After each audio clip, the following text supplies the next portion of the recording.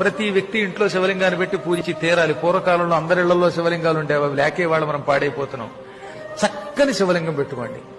కిం బహూక్తేన మునయః స్త్రీణామపి తథాన్యతః అధికారోస్తి సర్వేషాం శివలింగార్చనే ద్విజాః.